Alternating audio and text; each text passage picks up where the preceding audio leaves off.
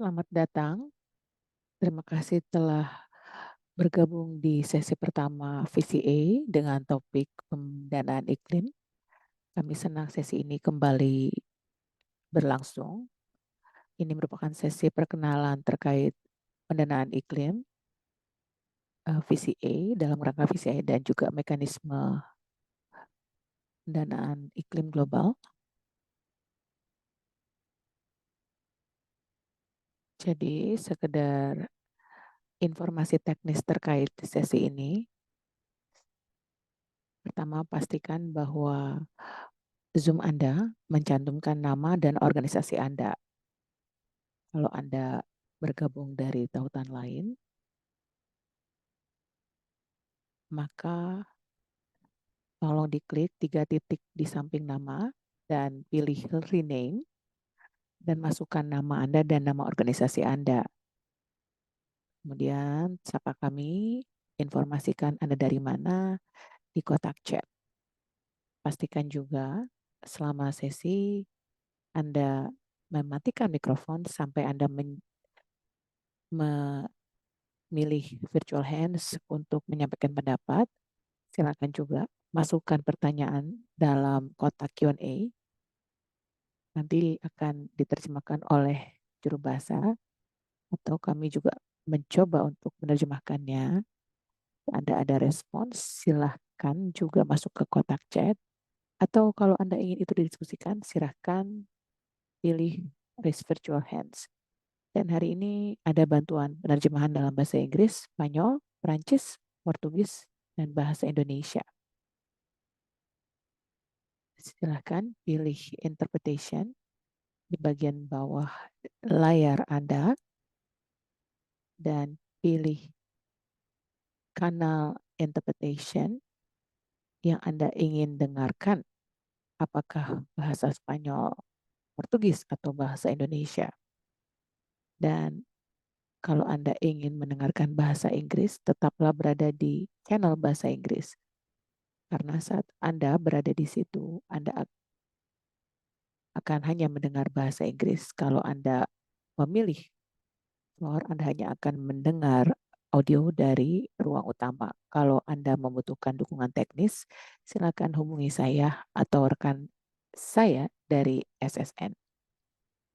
Atau Anda bisa kirim informasi tersebut lewat email di infovca@southsouthnorth.org. Jadi, selamat datang di dialog pendanaan iklim VCA. Ini merupakan sesi pertama kita dari 2 dialog yang akan kita adakan. Di sesi pertama ini mengenai perkenalan mekanisme pendanaan iklim internasional, lokal dan internasional. Di sini Anda akan belajar pemetaan dari pendanaan iklim. Setelah itu kita akan masuk ke agenda kita hari ini. Kita akan mendengarkan sambutan. Setelah itu akan ada agenda dan juga polling. Nanti akan Anda muncul di Zoom, ada 5 pertanyaan yang akan Anda jawab dan kami akan bagikan hasilnya di akhir sesi. Setelah sesi polling, kita akan mendengarkan gambaran mekanisme respons global yang akan dibawakan oleh rekan saya, Michael Herat. Dia juga akan memfasilitasi sesi di 31 Oktober. Setelah pesan dari Michael, akan ada presentasi dari Ibu Maimunah yang akan mempresentasikan topik kebutuhan, aksi lokal, dan akses ke pendanaan. Dan setelah itu akan diikuti oleh presentasi Collins yang bertemakan perkenalan mekanisme pendanaan iklim baik tingkat lokal, internasional. Setelah presentasi Collins, kita akan mendengarkan contoh studi kasus dari beragam bentuk mekanisme pendanaan iklim. Dan kita dengar presentasi dari Kennedy Ododa.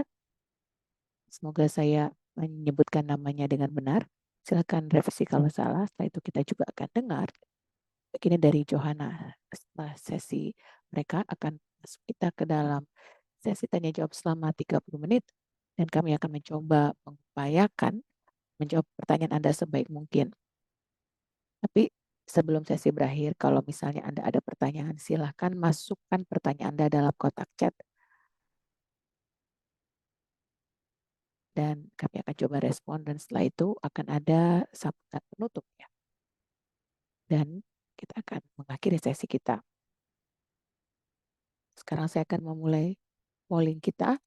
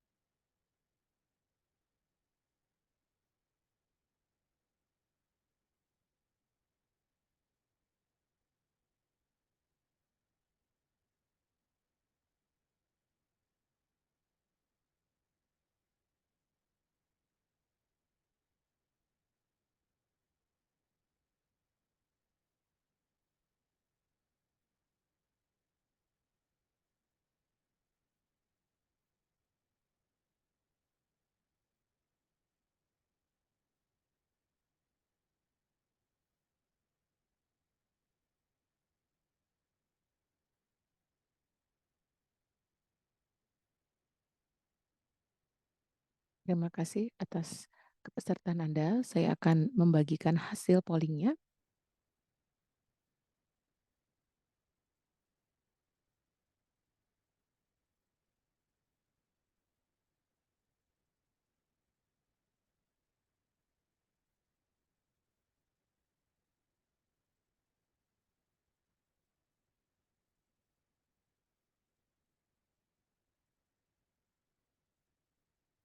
Terima kasih semuanya.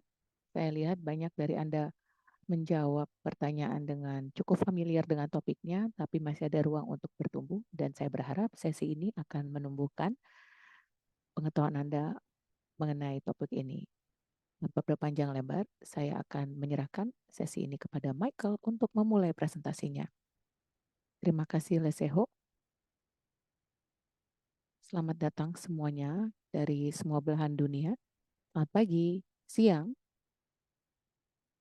Saya ingin memperkenalkan Anda ke diskusi yang akan dibagi ke dalam dua sesi. Yang pertama, di sini kita akan menetapkan kerangka dulu, dan saya berharap bahwa tadi dari hasil poll semua punya ketertarikan mengenai pemahaman mengenai pendanaan iklim, dan saya berharap Anda akan terus bertumbuh, dan saya berharap juga pengetahuan yang Anda punya akan Anda bagikan. Sesi berikutnya kita akan adakan di 31 Oktober. Di situ kita akan membahas mengenai pembelajaran, pengetahuan tentang tantangan yang kita ketahui, dan di mana kita bisa mengadvokasi untuk meningkatkan kemampuan kita untuk mengakses pendanaan iklim. Jadi di sini kita akan menetapkan kerangka dengan beberapa pembicara, dan saya akan memulai dengan memberikan perkenalan mengenai mekanisme yang akan memberikan pengetahuan mengenai mekanisme pembiayaan pendanaan iklim. Ini slide-nya menunjukkan presentasi pidato dari negara saya, Afrika Selatan, setelah kembali di COP27 di Mesir, dan dengan bangga dia membagikan berita mengenai 10,7 miliar pinjaman yang diterima. Kami senang sekali saat dia berbagi dengan gagasan bisa menghasilkan pendanaan ini. Tetapi ternyata kami tidak bisa senang untuk waktu yang lama karena itu bukan hibah tapi pinjaman. Dan mengingat ini adalah pinjaman, kami berpikir bagaimana bisa membayar pinjaman tersebut. Dan ini adalah concern yang dimunculkan dalam kerangka pendanaan iklim, dan saya berharap kita mulai memahami bagaimana pendanaan iklim tersedia dan bagaimana itu bisa dimanfaatkan untuk menghasilkan transisi yang adil saat kita bertransisi pada situasi iklim yang terus berubah. Dan slide berikutnya, ini akan semoga bisa menjawab beberapa pertanyaan Anda. Kita semua paham hal ini, dalam 50 tahun terakhir, suhu rata-rata global telah meningkat lebih cepat dari suhu 2000 tahun terakhir. Dan permukaan laut berada di level tertinggi untuk setidaknya dalam 2 juta tahun terakhir. Dan kita juga memahami dampak dari perubahan iklim dalam beragam aspek. Slide berikutnya. Jadi posisi kita di tingkat global sekarang berada di mana? Di sini adalah gambaran ya terkait suhu yang terjadi sekarang. Suhunya semakin panas. Ini adalah lintasan suhu, arahan suhu yang sekarang kita hadapi. Suhu tingkat global sudah meningkat 1,1 derajat sejak zaman praindustri, dan ini menunjukkan bahwa kita terjebak dalam dampak yang merugikan dan kita harus berupaya keras untuk menghindari perubahan yang sangat besar dan bencana ini. Dan ini menunjukkan juga suhu-suhu beragam yang akan nanti tergantung dari level GRK yang dihasilkan. Dan seringkali kita lihat bahwa dampaknya akan rendah kalau peningkatan suhunya tidak terlalu tinggi. Dan dalam skenario maksimal kenaikan 1,5 ini harus dicapai di awal 2030. Slide berikutnya.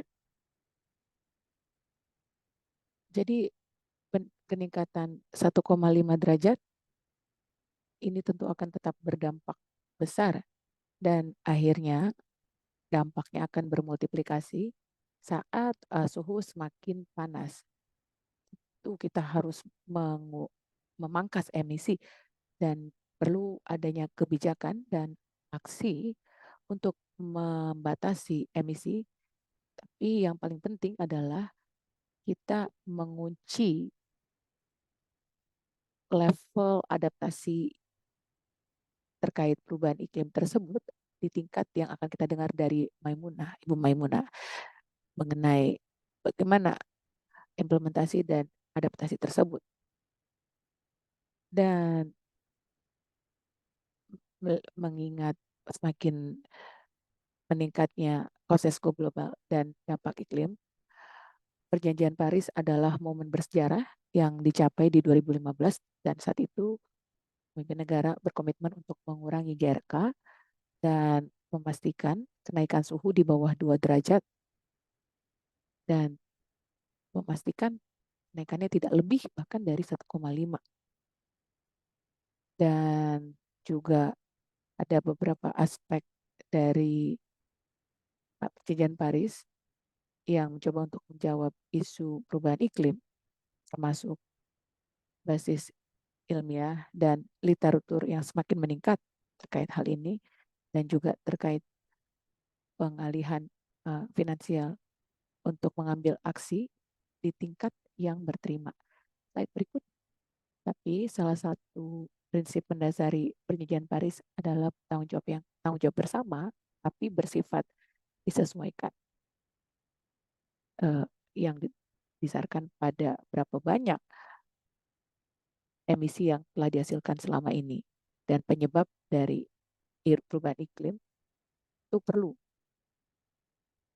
mempertimbangkan sisi emisi ini yang perlu diatasi dan bisa berkontribusi terhadap kebutuhan negara berkembang yang kewajibannya sebenarnya tidak besar sekali, tapi yang menderita dampak yang terbesar jadi triliunan dolar dibutuhkan untuk memenuhi tujuan Perjanjian Paris, dan negara maju harus memimpin proyek pengaliran dana tersebut. Dan ini yang memberikan dasar terhadap banyak sekali pendanaan iklim atau climate finance.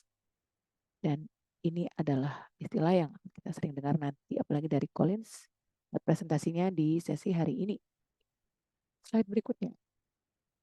Keterkaitan ini juga berasal dari UNFCCC dan juga akhirnya Perjanjian Paris menghasilkan mekanisme yang dinamakan oleh NDC ini, kontribusi nasional, di mana seluruh anggota tangan perjanjian komitmen untuk menghasilkan dan berbagi kontribusi yang mereka tetapkan, tujuan mereka tetapkan, dan target mereka tetapkan untuk mengurangi emisi gas rumah kaca mereka.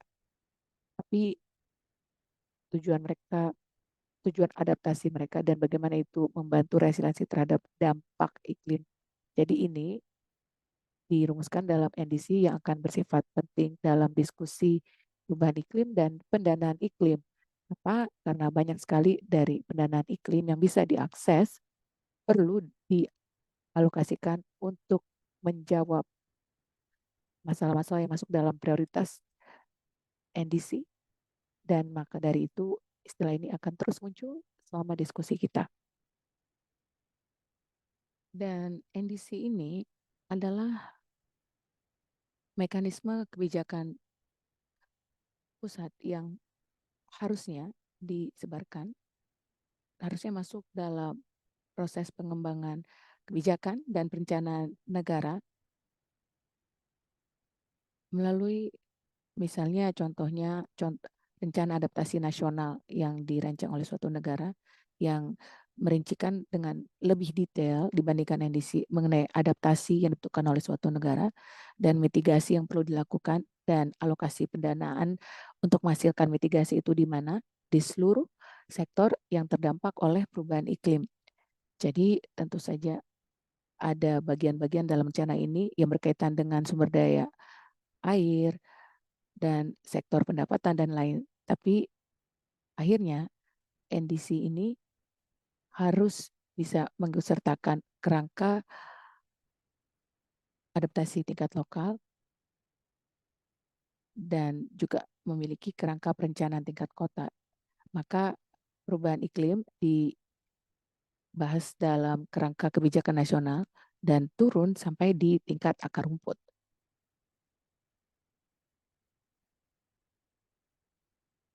Jadi untuk memfasilitasi penetapan pendanaan iklim, UNFCCC menetapkan mekanisme pendanaan untuk memberikan sumber daya terhadap negara berkembang melalui aliran dana dari negara maju, dan mekanisme internasional ditetapkan dalam Perjanjian Paris ditujukan untuk memberikan akses terhadap sumber daya dan memastikan aliran dana untuk menghasilkan pengembangan transformatif di negara-negara Global South.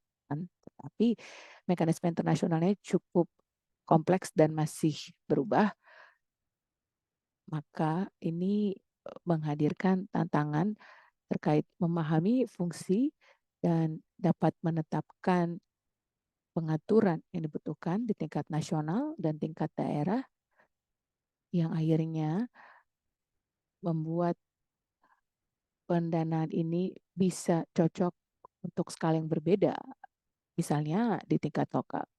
Dan kami berharap tantangan ini bisa kita eksplorasi dalam dua sesi dialog kita, karena respon yang kami terima dalam sesi ini akan menetapkan dasar untuk memahami area advokasi baik di tingkat nasional, internasional, agar kita bisa meningkatkan aliran pendanaan sehingga pendanaan iklim bisa bersifat lebih adil untuk semua. Saya berharap pengantar tadi bisa menetapkan kerangka diskusi kita, dan saya berharap kita juga bisa memiliki kosakata yang kita bisa gunakan dalam dialog kita. Oke, dengan itu saya akan memberikan kesempatan kepada Ibu Maimuna dari HIFOS yang akan membahas mengenai pentingnya aksi lokal dan akses yang dimiliki oleh tingkat lokal ke pendanaan tersebut. Terima kasih Michael, saya akan berbagi layar saya sekarang.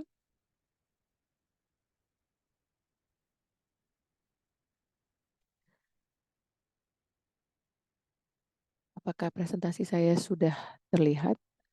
Kalau sudah, saya akan mulai presentasi. Terima kasih, selamat pagi, siang, selamat sore semuanya. Saya senang bisa membahas mengenai kebutuhan aksi lokal dan akses ke pendanaan iklim. Saya Maimunah Kabetesi, saya bekerja di IFOS, berbasis di Nairobi, Kenya. Dan saya akan membahas cepat mengenai hal ini. Tapi saya akan memulai dengan membahas mengenai VCA, yaitu Aksi Iklim Adil atau Voices for Just Climate Action. Ini program yang membuat kita bisa bertemu hari ini. Jadi, cara kerja VCA adalah menghadirkan agenda yang berorientasi solusi adil, setara, yang integrasi hak sosial ekonomi dalam aksi iklim. Kita bekerja sama sebagai mitra aliansi seperti Akina Mama Afrika, HIPOS, SSN, Fundación Afina, bersama dengan mitra strategis yaitu Kemenlu dari Kerajaan Belanda, dan kami juga bekerja sama dengan organisasi masyarakat tingkat lokal, dan semua yang Anda hadir mewakili organisasi tersebut. Dan di sini kita akan membentuk realitas baru untuk manusia dan alam. Kami menghadirkan suara global dan lokal. Inilah yang tadi dipresentasikan Michael, bagaimana ini bisa kita gaungkan suaranya dengan menghubungkan sejumlah organisasi masyarakat sipil yang mewakili perempuan, pemuda, kebutuhan khusus, masyarakat perkotaan yang miskin, aktivis digital, dan kreatif, dan lain-lain. Dan saya kenapa memulai dengan penjelasan mengenai VCA dan goalnya adalah untuk memahami kenapa kita harus melokalisasikan climate finance. Salah satu goal utama kita di HIFOS adalah di 2025 ingin melihat masyarakat sipil dan masyarakat bisa memiliki peran inti terkait inovator, fasilitator, dan advokat sosial iklim yang diberdayakan. Kami bertujuan untuk memengaruhi pembiayaan investasi iklim dalam mendukung solusi yang untuk tingkat lokal dan adaptasi mitigasi iklim. Kalau misalnya Anda lihat VCA, keberadaan VCA, kita berada di banyak belahan negara. Kami bekerja bersama dengan Indonesia. Anda bisa lihat lokasi Indonesia di bagian kanan peta.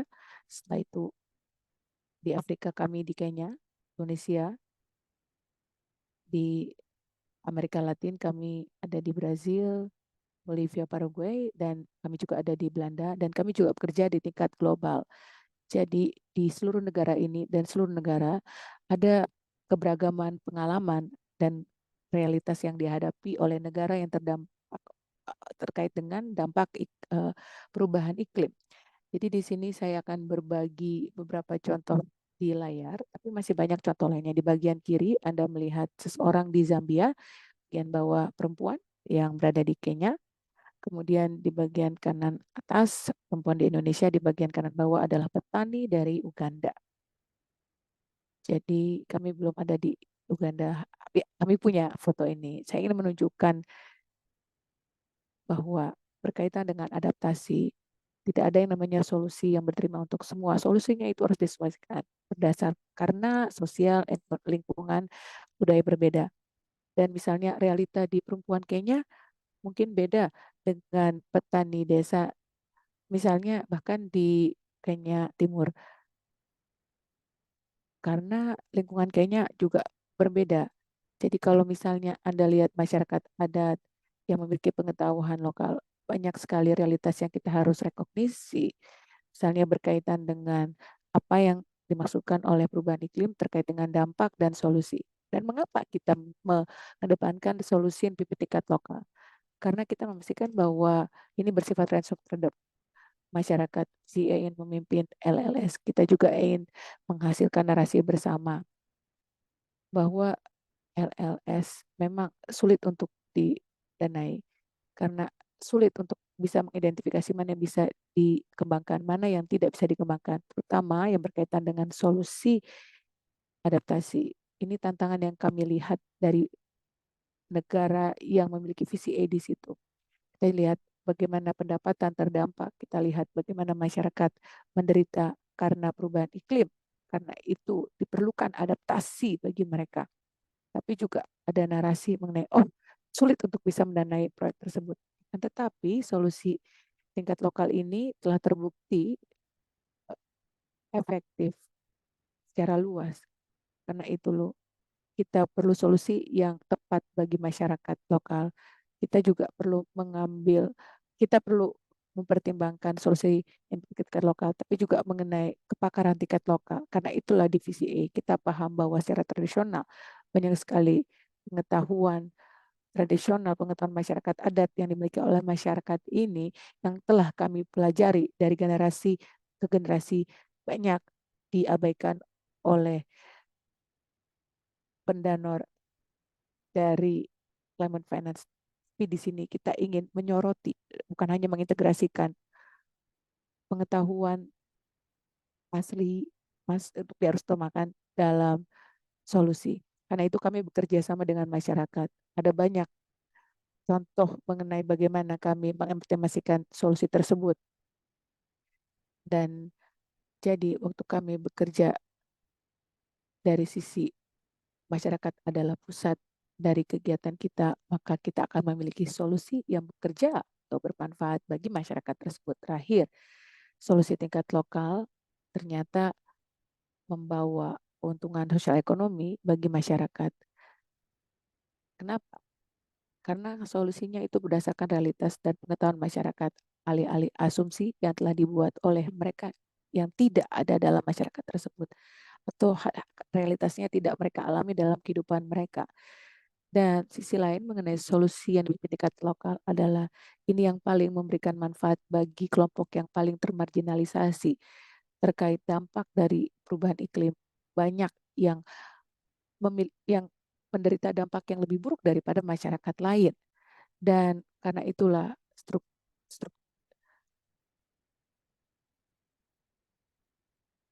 waktu kita bekerja dengan pendekatan LLS ini, kami lihat ada banyak sekali manfaat yang bisa dinikmati oleh masyarakat lokal. Dan ini saya akan bahas mengenai bagaimana kita bisa mengubah keadaan yang kita hadapi.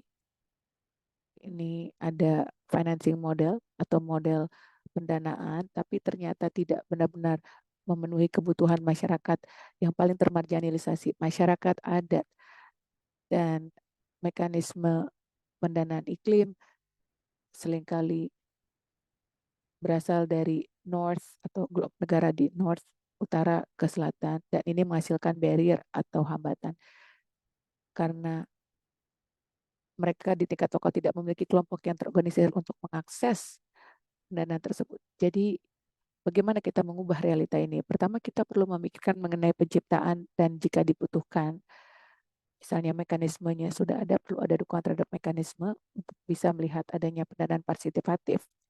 Ini mengenai bagaimana pendanaan, meskipun pendanaan berasal dari satu pihak ke pihak lain, ini bukan sekedar perintah satu arah dari pihak pendonor, tapi lingkungan dan mekanisme pendanaan tersebut menghadirkan partisipasi yang setara mengenai cara penggunaannya. Juga ada perlu struktur pengawasan yang memastikan masyarakat lokal yang mendorong pengambilan keputusan. Ini mengharuskan bukan saja pengawasan struktur, tapi juga perubahan fundamental mengenai bagaimana kita memandang masyarakat lokal. Karena kita lihat hal pandangan yang sudah terbentuk baik di tingkat nasional dan tingkat pusat mengenai bagaimana penggunaan dana. Jadi masyarakat lokal yang harus berkontribusi terhadap pengambilan keputusan tersebut. Berikutnya, kita juga harus mendorong perwujudan target konkret terkait persentase pendanaan iklim yang masuk ke pendanaan di lokal. Dan kita lihat ya, dari tahun 2019, 1 dari $10 masuk ke pendanaan iklim lokal, Tapi ini jauh dari cukup karena kan kami melihat dampak perubahan iklim kepada masyarakat sangat besar. Jadi kita perlu melihat adanya sasaran nyata dan misi sasaran misi yang lebih besar, memastikan finance masuk ke dalam masyarakat lokal. Ini akan terwujud lewat pendonor multilateral. Tapi menurut saya ini baik dan relevan untuk seluruh aktor, termasuk pemerintah lokal dan juga pemerintah nasional yang menjadi mitra kita. Berikutnya, kita perlu memastikan bahwa akses pendanaan lebih mudah untuk masyarakat lokal atau masyarakat daerah. Nanti rekan saya akan membahas prosesnya yang sangat kompleks, nanti akan dibahas oleh Collins mengenai hal ini. Prosesnya rumit untuk dipahami, tidak mudah untuk diakses, terutama organisasi angka rumput yang ada di tingkat masyarakat lokal. Akses pendanaannya cukup birokratis, membutuhkan banyak sekali input tertulis, akses informasi juga sulit. Mereka banyak tidak paham mengenai struktur yang eksis ini. Jadi kita perlu berpikir bagaimana pengaksesan dananya lebih mudah dan masyarakat organisasi sipil harus memainkan peran untuk memastikan hal tersebut terjadi. Dan yang terakhir, ada banyak hal yang bisa dibahas dari sini, itu mengenai mekanisme pendanaan alternatif yang memastikan pendanaan sebenarnya memang benar-benar masuk ke masyarakat lokal. Seringkali kita melihat pendanaan, terutama pendanaan iklim, dana besar, mengalirnya sudah sulit, dan akan tetapi pengembangan proyek didanai untuk menuntaskan proyek, misalnya di negara selatan, tetap saja itu dihitung sebagai dana yang masuk ke masyarakat lokal. Menurut saya, pengembangan mekanisme pendanaan harus lebih kokoh sehingga pendanaan yang masuk ke masyarakat lokal. Dan ini penerjemahannya akan berbeda ya mengenai dana yang masuk ke Indonesia, Kenya Utara, atau yang berada di pedalaman Indonesia. Jadi kita perlu pikirkan ini, terutama VECA. Bagaimana potensi-potensi bisa mendukung penerima manfaat tersebut yang bisa menerima pendanaan. Kita perlu pikirkan dalam VECA. Itu saja dari saya akan berikan kesempatan kepada Collins untuk melanjutkan presentasi. Terima kasih, Maimana.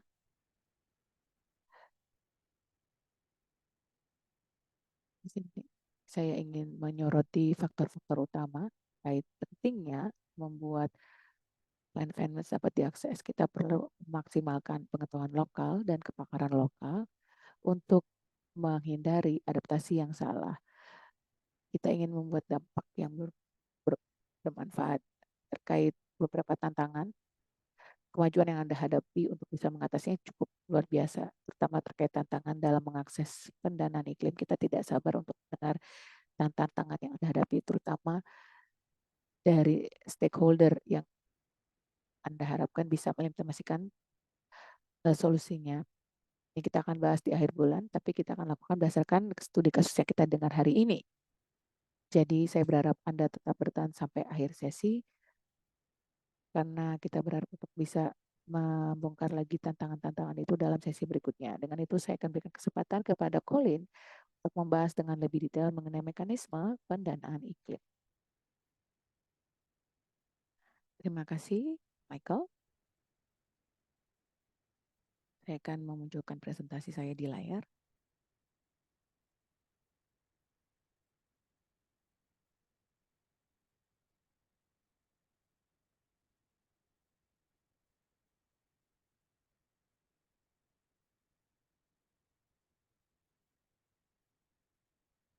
Boleh boleh berikan uh, sinyal jika Anda sudah melihat presentasi saya. Terima kasih atas kesempatan ini. Saya akan mempresentasikan selama 10 menit ke depan.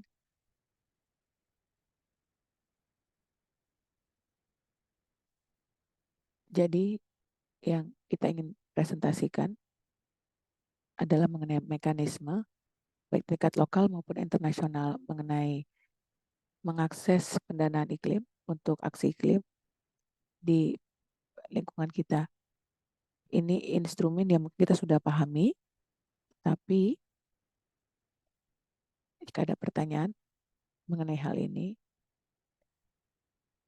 saya anjurkan untuk bertanya. Saya akan memulai dengan mengakui, meskipun kita tidak punya definisi aktual mengenai finance climate actions, tapi kita bisa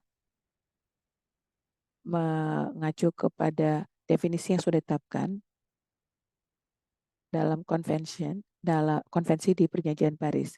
Dan beberapa dari acuan tersebut yaitu pendanaan iklim mengacu pada pendanaan antar negara nasional lokal, diambil dari pendanaan alternatif private publik yang menginginkan dukungan terhadap mitigasi dan aksi adaptasi yang akan menjawab perubahan iklim. Tapi ini bisa bersifat terbatas ya.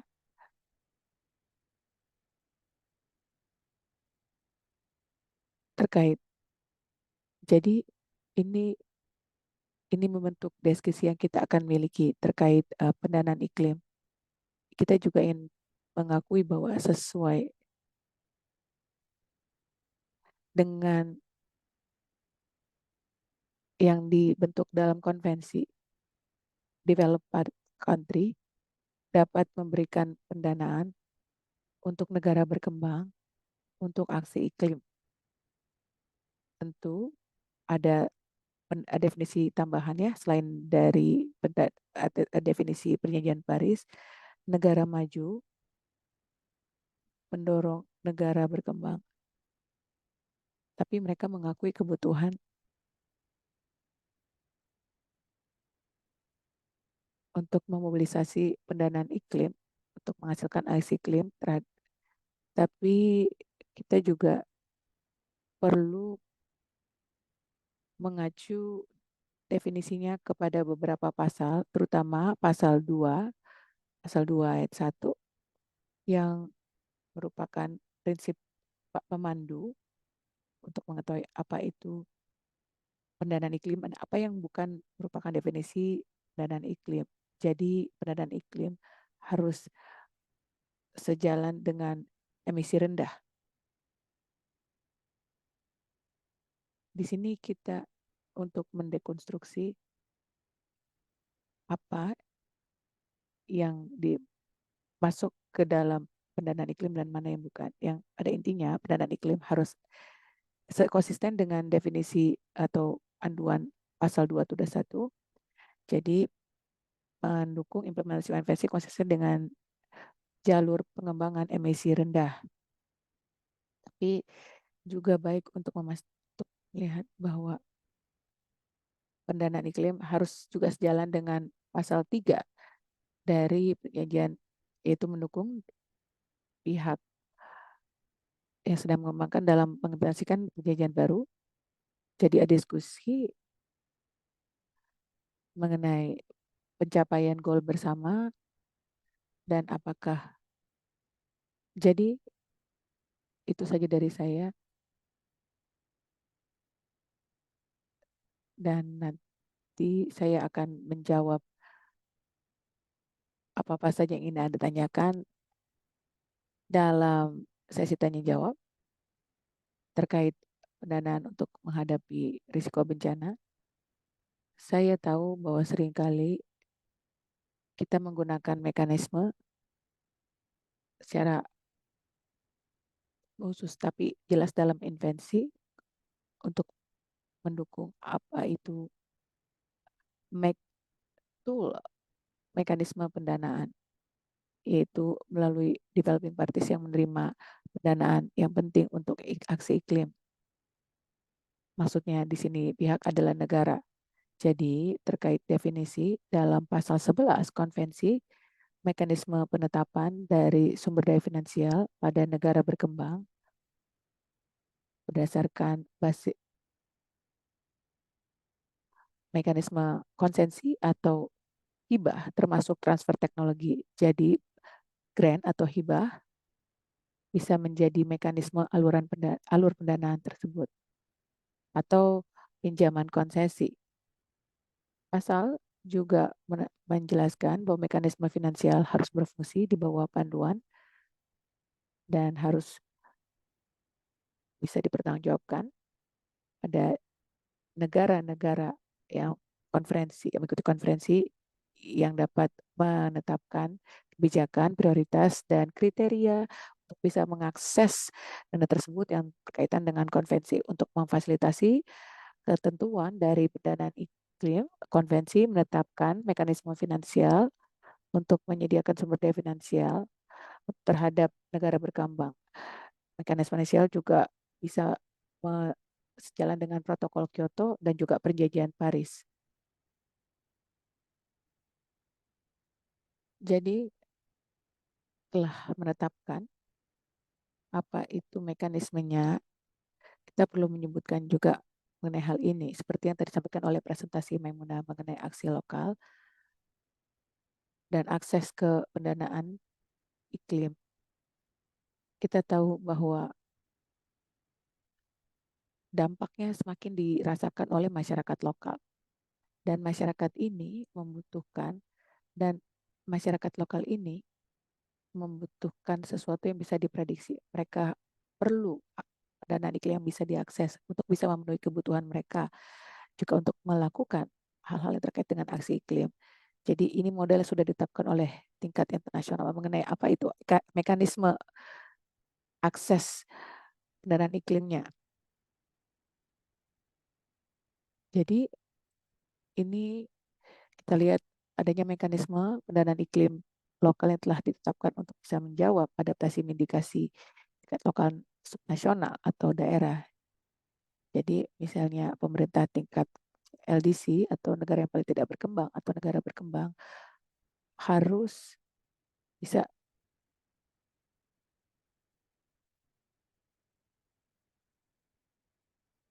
mengembangkan instrumen ini untuk bisa menetapkan respons di negara tertentu atau terutama di tingkat daerah. Jadi ada isu-isu lain yang muncul terkait pendanaan iklim yang juga mendukung penciptaan mekanisme pendanaan iklim tingkat daerah, termasuk yang tadi disampaikan oleh Ibu Munah, akses, kualitas, kuantitas, prediktabilitas, desentralisasi keputusan, sesuai untuk tujuan dan lain-lain. Jadi yang namanya sesuai dengan tujuan tentu bersifat berkaitan dengan tujuannya. Jadi isu-isu yang menguak ini terkait isu-isu yang menguak dalam kerangka pendanaan iklim memampukan peningkatan penciptaan tingkat lokal, dan kita lihat ada instrumen dana iklim yang tersedia di masyarakat lokal untuk bisa mengoperasionalkan rencana mereka terkait aksi iklim. Jadi ada beberapa mekanisme pendanaan iklim lokal. Kita punya yang namanya fasilitas lokal, fasilitas kehidupan adaptif iklim tingkat lokal, dan lokal ini ditetapkan oleh Capital Development Fund, dan ini direkomendasi secara internasional dan membantu pejabat lokal di negara yang berkembang dan yang paling tidak berkembang untuk mengakses pendanaan, melakukan tingkat kapasitas, dan mendapatkan dukungan teknis yang mereka butuhkan untuk merespon dan beradaptasi terhadap perubahan iklim.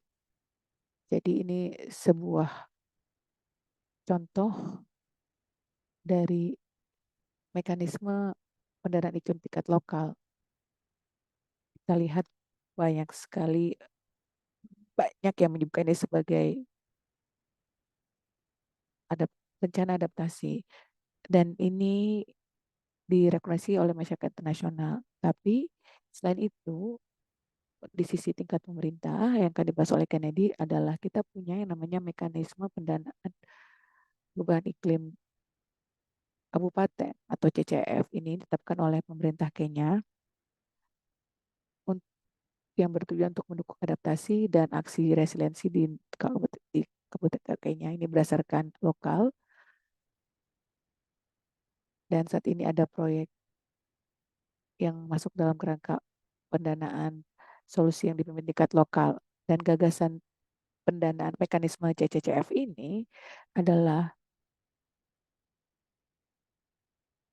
meminjam dari fasilitas lokal Nah, gagasannya adalah adanya instrumen pendanaan ini atau mekanisme ini bisa mendukung aksi iklim di tingkat lokal. Nanti Kennedy akan membahas secara dalam mengenai bagaimana struktur dalam mekanisme pendanaan ini yang sekarang disebut sebagai pendanaan untuk mendukung aksi iklim tingkat lokal. Dan saya akan sempat untuk membahas mengenai mekanisme pendanaan iklim internasional, memberikan latar belakang. Itu kita punya namanya mekanisme pendanaan iklim internasional. Ini diciptakan di tingkat internasional untuk memberikan dukungan terhadap aksi iklim dalam ruang tertentu.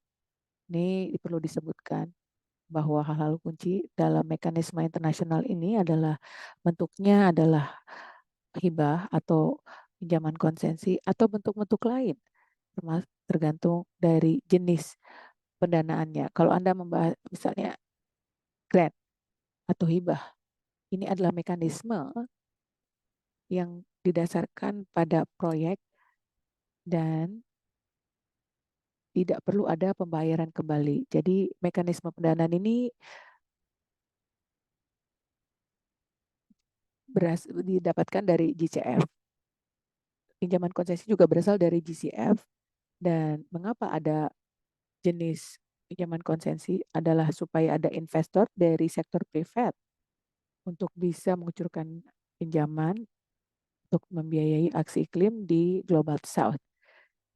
Salah satu hal yang kami sadari adalah secara ideal pendanaan iklim itu semakin menyusut. Kalau misalnya Anda baca ya laporan-laporan, terutama misalnya laporan IPCC, ada indikasi yang jelas di situ. Meski aksi dampak perubahan iklim semakin meningkat, seperti yang kita dengar dari Michael, dari slide-nya ya, dan loss terhadap kita melihat semakin banyak batasan terhadap adaptasi, ada diperlukan alternatif untuk pendanaan di Global South. Maka pinjaman konsensi itu dikucurkan untuk bisa menarik sektor privat, tapi dengan tingkat bunga yang rendah ya, bukan dengan bunga pasar, bunga yang berlaku tingkat pasar. Jadi seperti pinjaman pada umumnya. Jadi ini adalah penjelasan mengenai perbedaan hibah dan pinjaman. Tapi pendanaan iklim dari skema hibah itu dimobilisasi untuk mendanai proyek-proyek yang tidak memiliki keterkaitan terhadap business case. Jadi tidak ada aspek kewirausahaan yang masuk ke dalam proyek tersebut. Dan salah satu mekanisme berbasis hibah yang diberikan oleh GCF, kita melihat kesempatan yang diberikan oleh GCF adalah readiness finance yang diberikan oleh GCF kepada pemerintah untuk melakukan peningkatan kapasitas untuk memastikan bahwa ada kebijakan yang memastikan adanya penurunan terhadap anggaran dan lain-lain. Jadi berbicara mengenai GCF, itu mekanisme pendanaan yang paling besar atau penting. GCF adalah mekanisme pendanaan iklim terbesar yang didirikan, yang ditetapkan tahun 2012 dan dananya berasal dari negara maju ke negara berkembang untuk bisa menghasilkan mitigasi dan adaptasi terhadap perubahan iklim. Salah satu yang perlu dibahas di sini adalah penetapan GCF ini.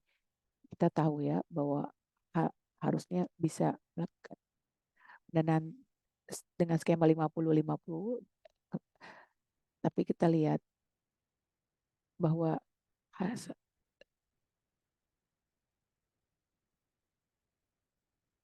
mungkin kita harus bertanya kepada diri kita, kenapa kita bahkan perlu melakukan advokasi terkait dana dari GCF. Jadi di akhir 2025, seperti yang disampaikan oleh Ibu Maimunah,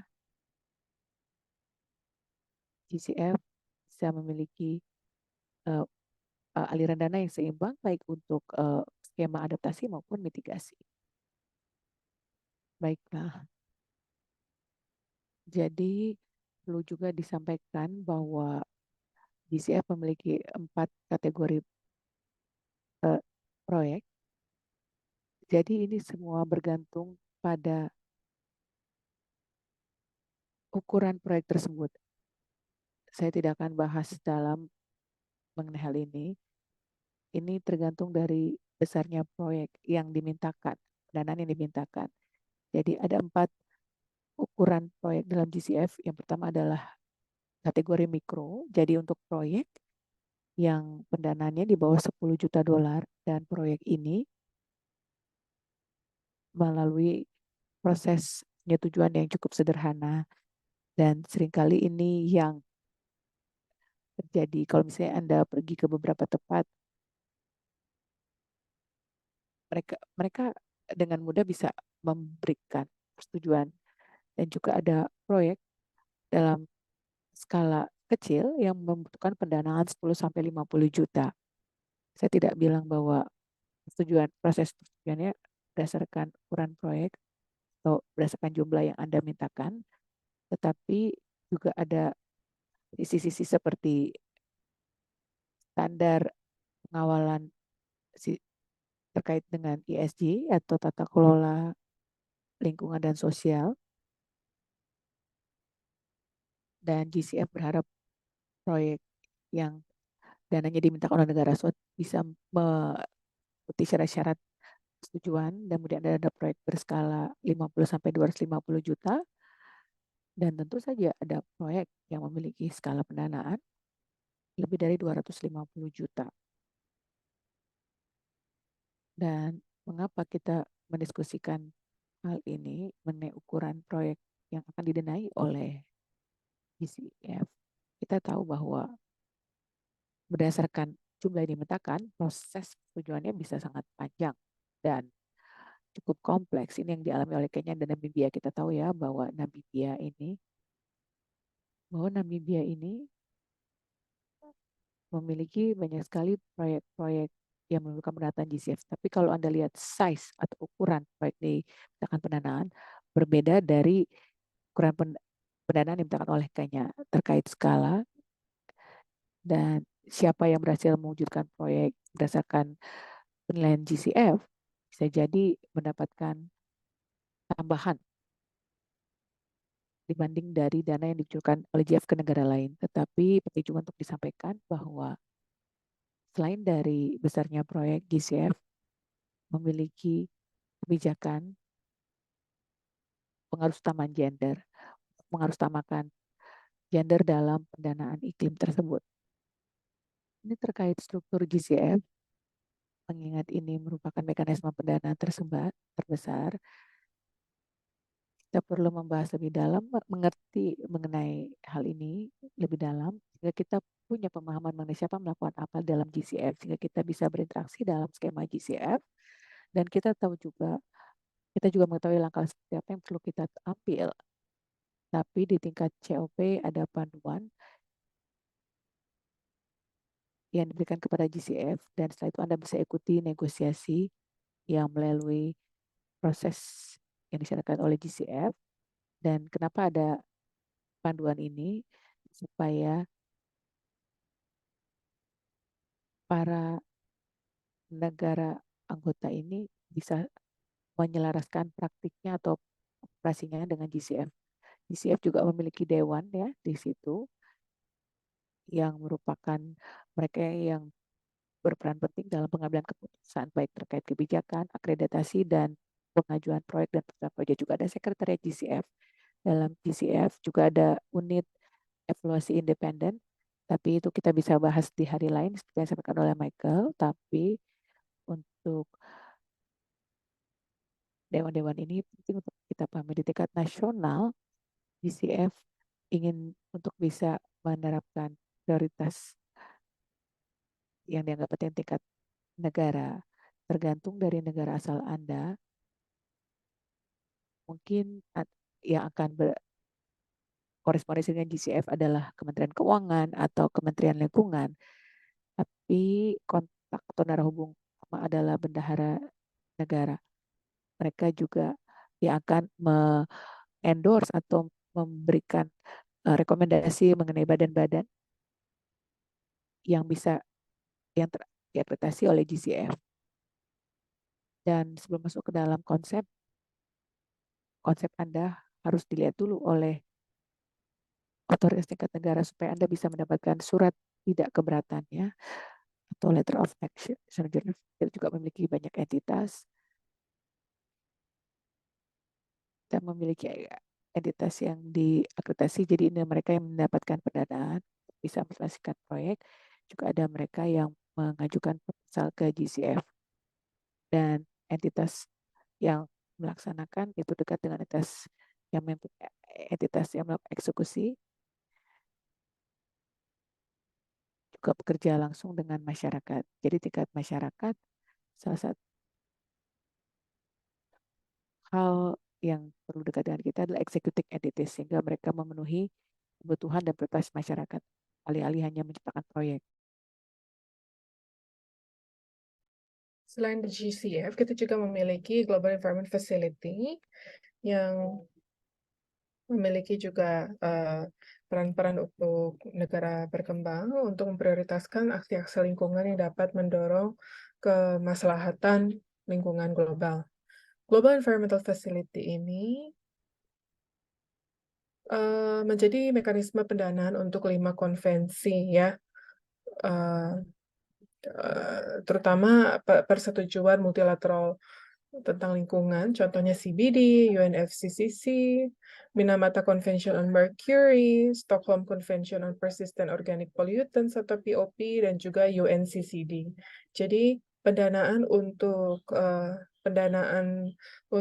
fasilitas-fasilitas global lingkungan ini dan juga tindakan-tindakan untuk perubahan iklim di tingkat lokal, terutama yang mengikuti persetujuan atau agreement lingkungan global. Nah, ukuran proyek dari GEF dan juga proses persetujuannya itu ada 2 tipe. Yang pertama adalah proyek yang ukuran penuh dan proyek yang ukuran medium. Ya, jadi untuk yang ukuran penuh, untuk bisa masuk ke GEF itu harus masuk dulu lewat pengumpulan, council approval, kemudian persetujuan dari CEO, kemudian persetujuan internal agensi, dan juga barulah bisa dilakukan pencairan pertama begitu kepada para aplikan, bergantung pada akses dan tipe sumber daya yang dibutuhkan. Jadi perbedaan mendasar dari kedua proyek ini itu adalah yang untuk yang ukuran penuh itu kan council approval di tahap kedua, tapi untuk ukuran medium itu yang dibutuhkan adalah persetujuan dari CEO. Itu saja perbedaannya. Nah, jadi mekanisme pendanaan yang kita kembangkan ini beda ya. Apakah ini kalau memang adaptation fund itu ditetapkan di bawah protokol Kyoto dari UNFCCC untuk bisa mendanai proyek-proyek adaptasi yang konkret. Karena 2% dari CDM itu harus disebutkan ya. Tapi salah satu hal yang harus dikatakan adalah CDM itu berkontribusi 2% dari usaha-usaha pengurangan GRK, dan juga pendanaan adaptasi itu 2% dapat dialihkan ke adaptasi perubahan iklim ya. Jadi bukan sekarang sebagian kecil dari uang untuk mitigasi itu dialihkan ke adaptasi, tetapi pendanaan adaptasi itu juga mengikut sertakan tindakan-tindakan dari yang levelnya negara ya, country practice begitu. Jadi mengakses pendanaan adaptasi ini ada 2 cara. Yang pertama adalah cara akses langsung atau direct access, di mana entitasnya itu kayaknya namanya NEMA begitu ya, dan juga ada National Implementing Entity untuk pendanaan adaptasi begitu. Jadi bisa diakses melalui entitas tersebut yang mereka terkualifikasi menjadi direct access entity begitu. Jadi untuk daerah-daerah tertentu, kalau mereka ingin mengumpulkan proposal pendanaan adaptasi mereka, kalau mereka memenuhi kualifikasi untuk menerima pendanaan adaptasi dan juga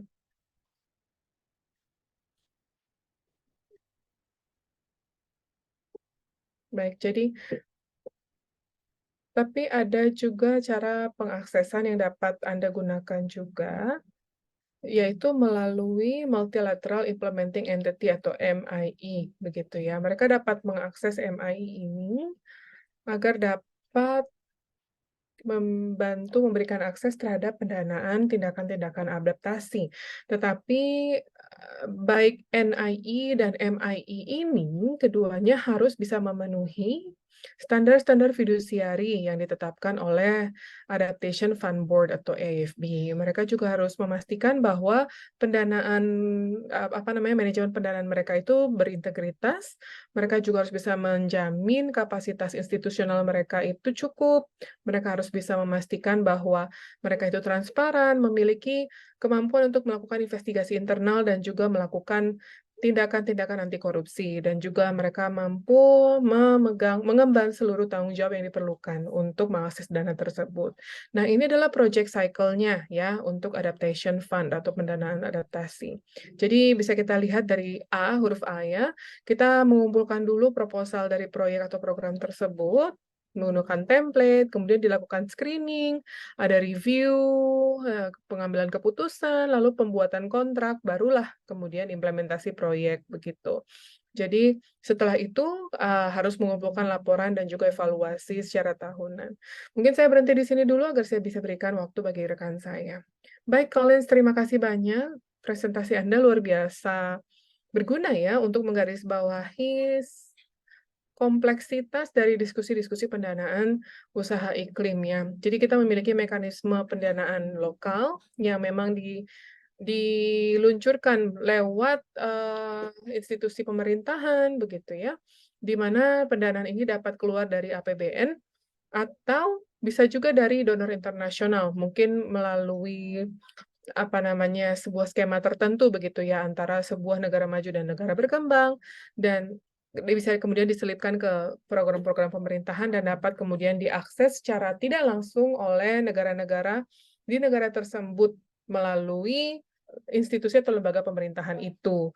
Tapi di sisi lain ada juga mekanisme pendanaan swasta yang mengharuskan organisasi-organisasi yang membutuhkan dana tersebut, walaupun mereka juga harus bekerja sama dengan pemerintah untuk memastikan bahwa program mereka itu sesuai dengan program-program pemerintah, contohnya NDC dan juga National Adaptation Plan, tapi mereka juga harus bisa mengakses pendanaan dan sumber daya tersebut bukan hanya melalui lembaga pemerintahan, tetapi melalui yang namanya intermediaries atau lembaga penengah ini begitu yang memang sudah diminta untuk memainkan peran tersebut begitu.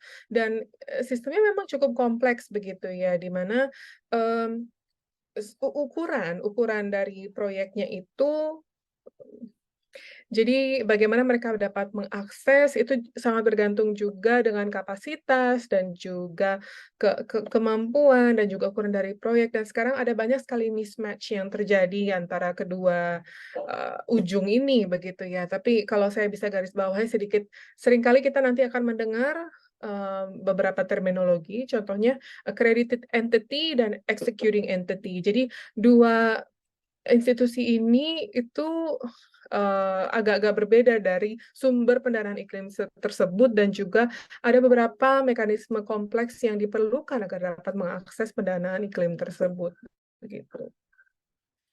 Dan saya rasa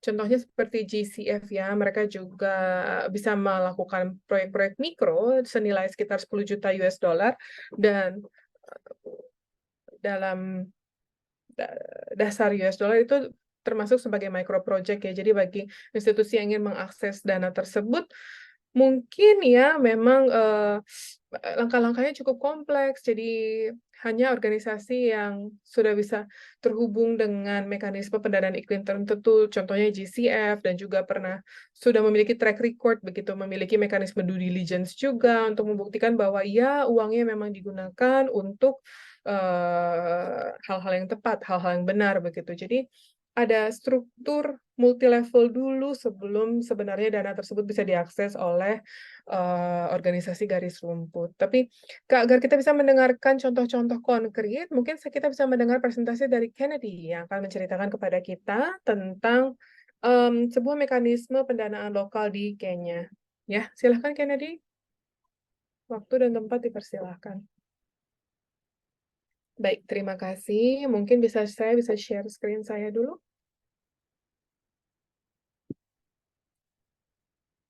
Baik, selamat siang, selamat sore, atau selamat malam rekan-rekan.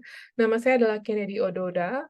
Saya seorang konsorsium coordinator ya di ADA. Dan ini adalah mekanisme yang konseptualisasikan oleh konsorsium kami yang merupakan sebuah kemitraan antar organisasi yang juga bekerja sama dengan lembaga pemerintahan.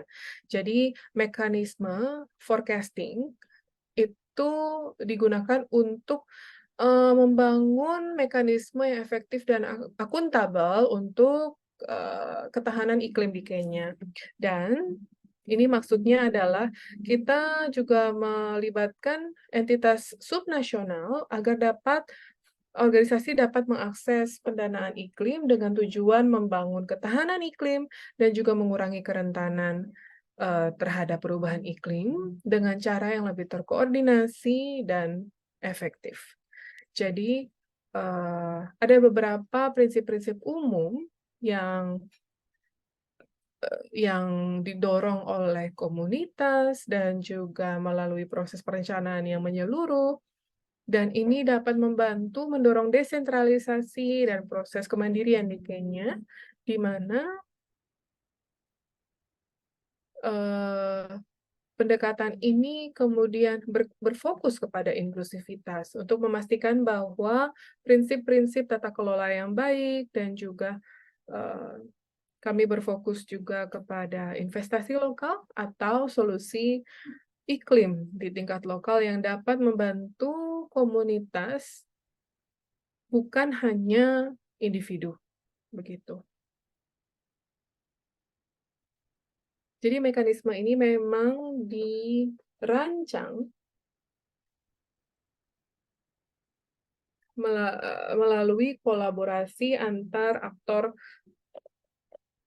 swasta dan aktor pemerintahan. Jadi keahlian, kemampuan pendanaan dapat dikombinasikan sehingga kita dapat menciptakan mekanisme dan juga sistem yang dapat memastikan bahwa solusi iklim berbasis komunitas itu dapat dilaksanakan dan dioperasionalkan dengan efektif.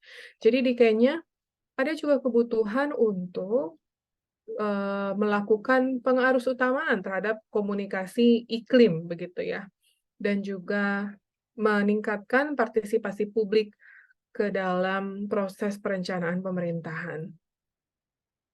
Dan pada waktu ada juga kebutuhan untuk meningkatkan prediktabilitas dan juga aliran konstan pendanaan bagi komunitas, dan ini merupakan cara yang paling memungkinkan kalau kita menggunakan pendekatan lembaga pemerintahan begitu. Nah, pada akhirnya kita juga melihat adanya kebutuhan untuk memprioritaskan komunitas lokal. Jadi aspek-aspek sustainability atau keberlanjutan, kesetaraan atau equitability, dan juga menampung opini dari segmen komunitas yang berbeda-beda, itu semua hal ini menjadi prioritas begitu. Jadi solusi-solusi iklim kita dapat mengemban prinsip-prinsip tersebut. Sehingga pendanaan iklim di Kenya, inilah yang kita harapkan untuk pendanaan iklim di Kenya. Dan melalui pilot project, melalui diskusi, sharing, berbagi ide, akhirnya Proyek ini kemudian bisa di-scale up di Santero, Kenya, untuk lembaga pemerintahan subnasional, agar dapat mendukung juga program-program pemerintahan nasional.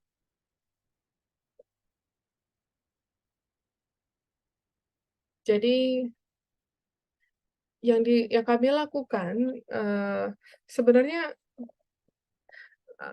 jadi ada beberapa aspek ya, pendanaan ke lembaga pemerintahan subnasional itu dapat memastikan bahwa ada sistem pendanaan yang predictable ya, yang bisa diprediksi. Dan ini hanya bisa dicapai melalui ketersediaan struktur hukum dan juga kerangka-kerangka hukum, serta standar yang dapat memfasilitasi aliran pendanaan iklim dari sumber nasional maupun sumber internasional untuk melengkapi kas atau pendanaan atau budget di level negara, begitu. Jadi, bahkan kita juga membuka pintu terhadap donasi dan juga sumber-sumber dana lainnya, begitu ya, untuk memastikan bahwa solusi iklim berbasis komunitas atau solusi iklim lokal benar-benar diprioritaskan. Kita juga, memastikan bahwa partisipasi publik itu selalu ada dalam proses ini. Jadi, bukan hanya meminta opini mereka, tapi juga kita harus memperdayakan mereka, agar mereka dapat mengambil keputusan dan juga memilih apa sih solusi iklim yang paling, tepat untuk mereka aplikasikan di level lokal. Jadi, kita, mengikutsertakan inklusi sosial dan juga akuntabilitas publik dalam proses-proses ini. Mekanisme ini juga didukung, eee, memiliki kebutuhan agar komunitas dapat mengambil keputusan dan menentukan sebenarnya apa yang mereka inginkan perihal solusi iklim lokal, dan mereka dapat mengambil keputusan informed decision atau keputusan berbasis informasi. Karena mereka yang memiliki informasi terkait iklim secara rutin, dan pengetahuan komunitas ini diintegrasikan ke dalam perencanaan, sehingga investasi pemerintah dapat menangani, risiko-risiko iklim di saat ini maupun di masa depan dan mempromosikan pengembangan yang resilient terhadap iklim. Jadi, untuk mencapai hal ini juga, kita harus terus-menerus memperkuat aspek pembelajaran dan evaluasi. Jadi, aspek monitoring dan evaluasi ini, di poin terakhir ya, merupakan salah satu poin penting juga dalam CCCF. Nah, di dalam desain dari CCCF itu sendiri, kami berfokus kepada 4 komponen. Jadi komponennya yang pertama adalah, adaptasi ke konsorsium, eee, kita kita melalui refleksi kita menyadari bahwa, membangun resiliensi komunitas itu, eee mungkin bukan untuk memiliki mekanisme atau sistem yang beroperasi secara lengkap dan efektif. Tapi yang pertama kita harus pikirkan tentang desainnya dan juga mengkapitalisasi sumber daya yang berbeda-beda. Contohnya, pendanaan, budget negara, tapi ada juga National Climate Change Fund, dan sekali lagi karena ini adalah dana di level lokal, kita, memiliki banyak donor yang dapat memasukkan investasi mereka ke dalam pool fund ini, dan secara domestik juga dapat mendukung hal ini. Jadi, kami menyadari bahwa sebagian besar dari dana ini dialokasikan ke investasi level lokal, dan, solusi-solusi berbasis iklim yang ditawarkan, untuk persentase yang lain itu dilakukan di tingkat negara sebagai support untuk mendukung investasi iklim subnasional, karena perubahan iklim itu tidak memiliki batasan ya, tapi terkadang ada beberapa isu yang saling bersilangan. Dan apa yang kami lakukan juga di saat pilot adalah, di komunitas itu sebenarnya diberitahu tentang pendanaan ini, jumlahnya, dan juga ketika kita memberitahu mereka tentang hal tersebut, mereka akhirnya bisa membuat perencanaan sendiri. Komponen kedua sebenarnya terkait dengan struktur, di mana di level subnasional kita strukturnya itu mengelola mekanismenya, tapi ada juga struktur level lokal yang merupakan menjadi pilar utama dari proyek ini karena mereka menjadi jembatan antara lembaga pemerintahan, komunitas, dan juga mereka mengorganisir diskusi komunitas, ceramah-ceramah komunitas, sosialisasi, dan juga mereka menjadi sumber utama dari solusi iklim. Setelah itu, di level subnasional, dan kita juga memiliki tenaga ahli teknis ya yang datang dari berbagai macam sektor yang berbeda-beda, dan tugas mereka adalah mendukung si pilar utama ini begitu dalam melaksanakan tugas mereka, sehingga komite perencanaan aksi iklim itu dapat dibentuk. Nah, yang berikutnya adalah informasi terkait iklim dan juga perangkat-perangkat resiliensi atau jadi yang paling penting adalah komunitas itu sebenarnya cukup berdaya untuk menggunakan perangkat yang lengkap dan dapat mengidentifikasi elemen utama agar mereka dapat mengakses informasi terhadap risiko iklim yang mereka hadapi, sehingga kita membangun resiliensi ini dari dalam begitu ya. Jadi ini merupakan hal yang sangat penting, dan ini juga merupakan prioritas dari konsorsium perubahan iklim, dan kita benar-benar ingin memastikan bahwa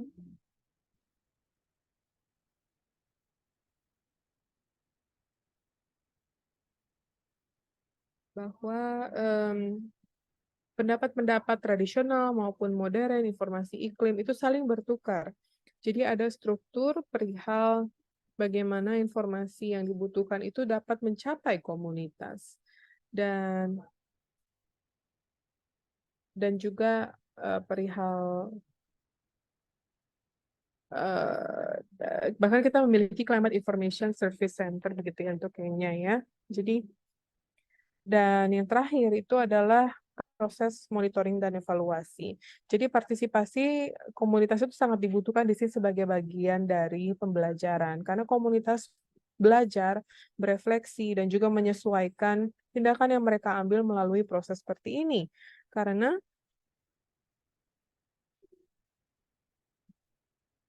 jadi kebanyakan dari praktik-praktik yang kami lakukan itu berhasil ditingkatkan dan berhasil diperkuat melalui mekanisme ini, dan akhirnya semua komunitas dapat berpartisipasi ya. Jadi untuk konsorsium adaptasi, sekali lagi kita percaya bahwa CCCF bukan hanya sejumlah uang begitu ya, tapi itu merupakan sebuah mekanisme dengan empat komponen yang saling berkaitan ini. Kita ingin memprioritaskan komunitas di level lokal sehingga mereka bisa benar-benar memahami apa yang mereka butuhkan begitu. Jadi kalau kita memikirkan apa sih yang dapat menjembatani komunikasi antara komunitas dan lembaga pemerintahan, jadi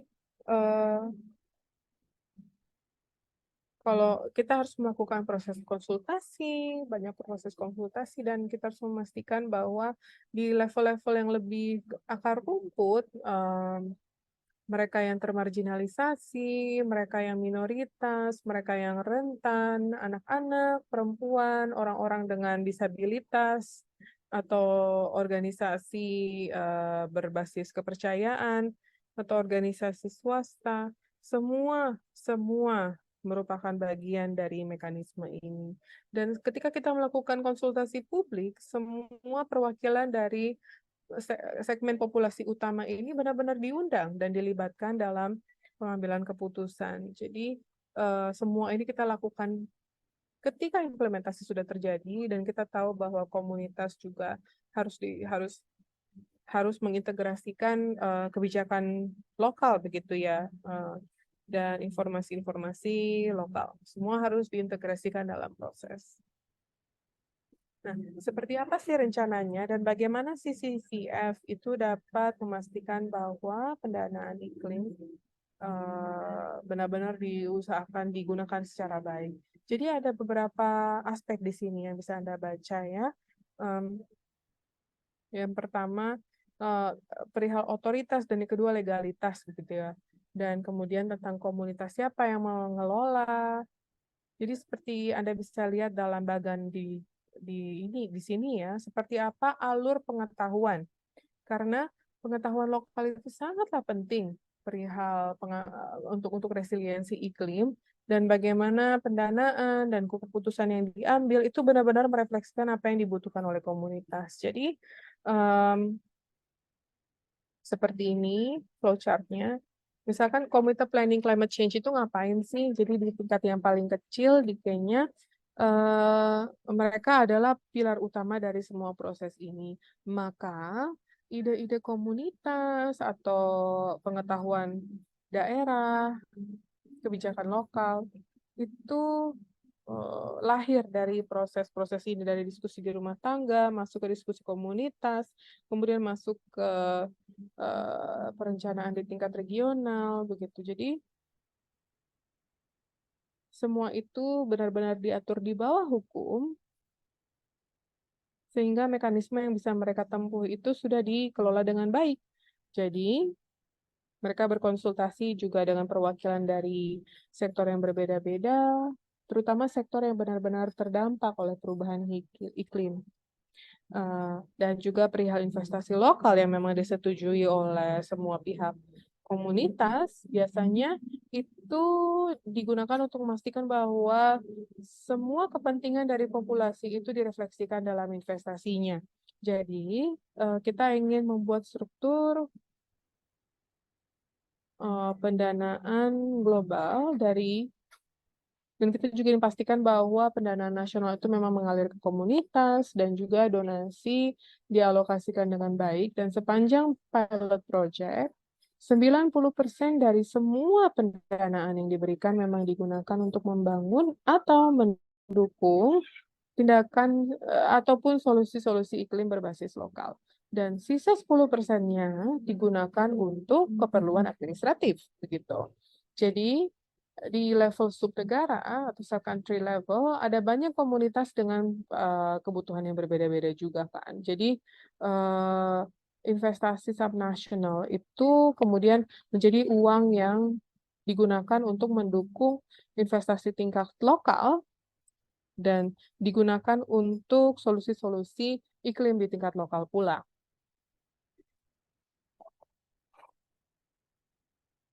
Jadi, CCCF yang sekarang itu dilaksanakan di Kenya memang sesuai dan juga mendukung prinsip-prinsip LLA dalam memberdayakan suara masyarakat dan memperkuat interaksi antar pemerintah dan warganya, ya. Jadi sekali lagi komunitas sebagai pilar utama itu diberdayakan dengan baik agar mereka dapat mengambil keputusan terkait tindakan iklim dan juga menjadikan komunitas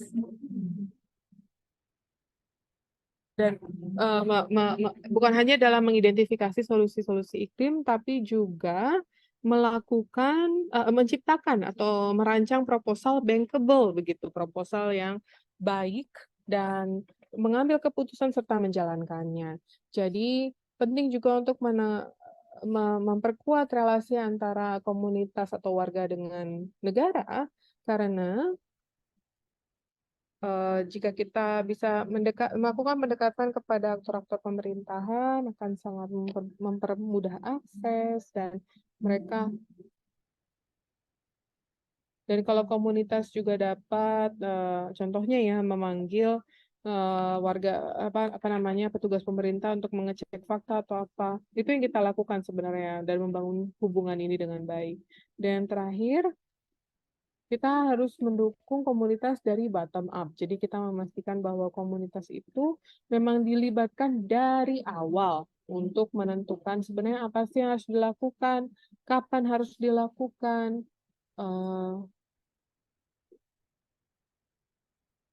dan juga apa saja yang harus dilakukan secara rutin. Dan warga lokal juga harus kritis untuk menyikapi pengetahuan-pengetahuan baru, tapi tanpa mengorbankan lokalitas mereka. Jadi, kita bisa memilih seperti apa sih vulnerabilitas dan mungkin masalah kemiskinan yang ada di komunitas tersebut. Jadi inilah ringkasan dari mekanisme yang sudah kami ciptakan, yang sudah tercipta di Kenya. Saya rasa itu saja dan terima kasih banyak. Baik, Kennedy, terima kasih banyak. Sangat menarik untuk mendengar contoh ini ya. Jadi ini adalah cara yang cukup unik perihal bagaimana pendanaan iklim itu dikembangkan sampai ke level yang paling akar rumput begitu. Sehingga ini juga merupakan sebuah pencapaian dan kita ingin pastikan bahwa tindakan-tindakan di akar rumput ini dapat juga menjadi inspirasi bagi investasi-investasi lain yang ditanam di daerah lain. Jadi prediktabilitas dan juga ketersediaan dari dana merupakan aspek-aspek yang penting, dan agar kita dapat mengakses dana secara predictable atau bisa diprediksi, maka pendanaan tersebut harus dikaitkan dengan mekanisme perencanaan pendanaan tingkat lokal, begitu ya. Jadi seperti tadi dikatakan juga, Anda sangat bergantung kepada penguatan kapasitas lokal, karena itu merupakan bagian dari peran yang memang harus dilakukan oleh pemerintahan di level sublokal, tapi juga ada anggota komunitas dengan kapasitas terlibat dalam semua prosesnya. Jadi saya rasa memang akan ada banyak sekali pertanyaan ya, dan juga ingin mengingatkan bahwa kita akan meraup pelajaran dari sesi ini di akhir bulan ya, sekitar akhir bulan. Jadi saya mau handover dulu ke Yohana dari Environmental Investment Fund. Yohana.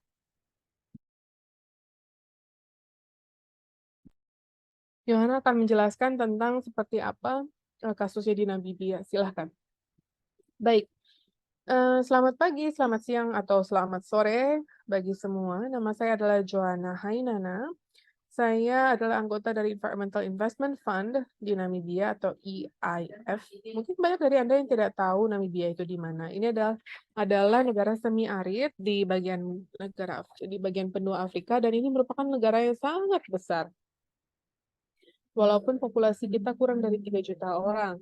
Jadi dikarenakan kita memiliki keunikan perihal geografi kita, kebanyakan area kita itu adalah padang pasir. Sehingga saya akan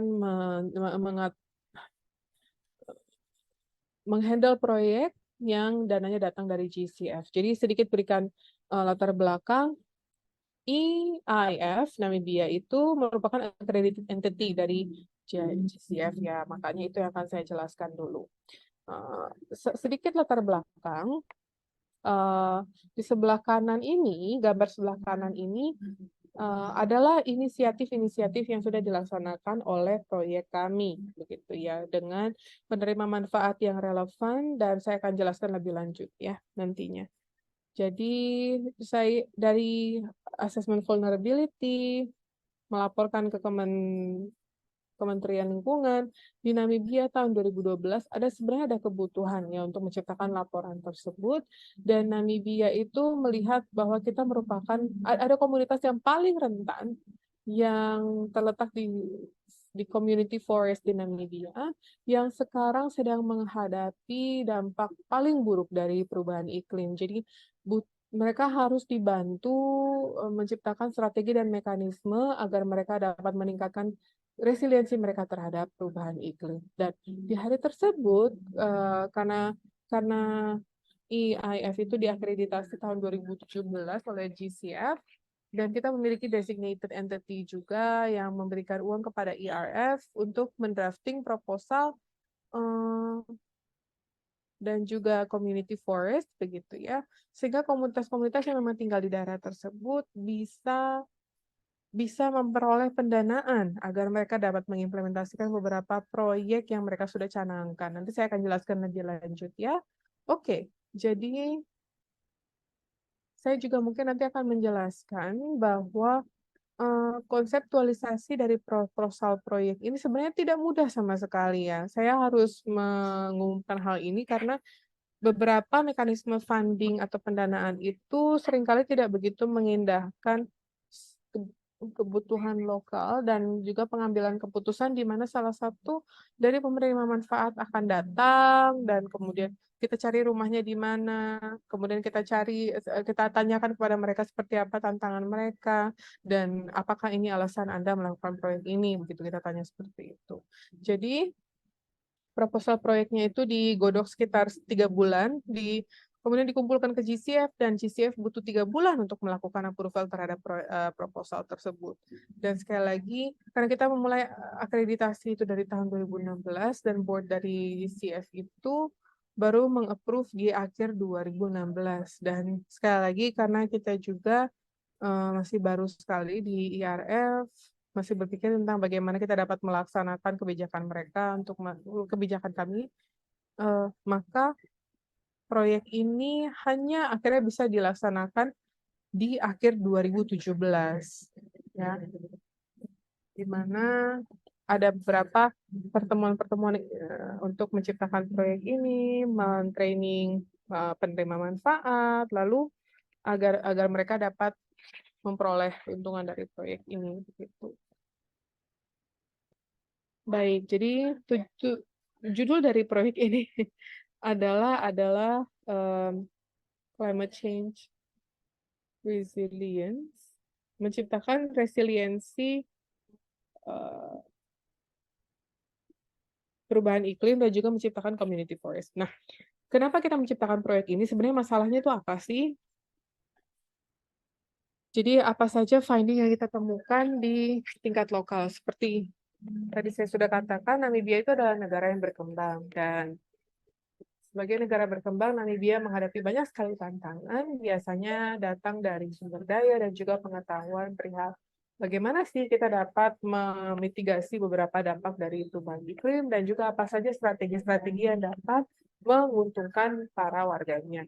Jadi, ada kebutuhan bagi kami untuk mempresentasikan proposal di mana kita dapat mengakses pendanaan dan mewakili komunitas lokal, dan makanya kita harus mempropos pendanaan secara internasional melalui GCF. Jadi penerima manfaat kami itu didorong oleh ancaman-ancaman perubahan iklim seperti banjir, kebakaran, kurangnya air, kerentanan pangan, kerentanan sumber mata pencaharian, dan jika mungkin saya juga bisa mention beberapa proyek yang sudah kita lakukan, bahkan kita danai begitu ya.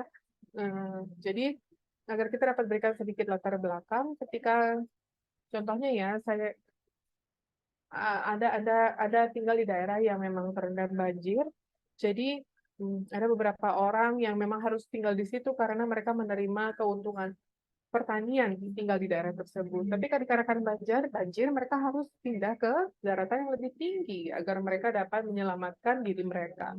Nah, seringkali migrasi-migrasi seperti ini yang naik ke dataran tinggi, kemudian sebenarnya membuat kualitas hidup mereka menurun begitu. Nah, jadi kenapa solusi proyek kemudian apa gitu kan? Berdasarkan observasi kita terhadap komunitas, kita harus bisa meningkatkan tingkat adaptasi mereka dan juga mencari sumber mata pencaharian yang bisa baik juga begitu. Jadi GCF itu sudah mendanai banyak sekali proyek-proyek mitigasi.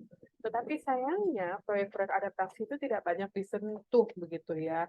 Maka banyak negara itu akhirnya berpikir bahwa ya kita sangat mendukung proyek-proyek adaptasi bagi penerima manfaat kita, tapi di saat yang bersamaan kita dapat memberikan opsi mata pencaharian yang berbeda, strategi yang berbeda, dan juga teknologi gitu. Nah, proyek ini diimplementasikan di beberapa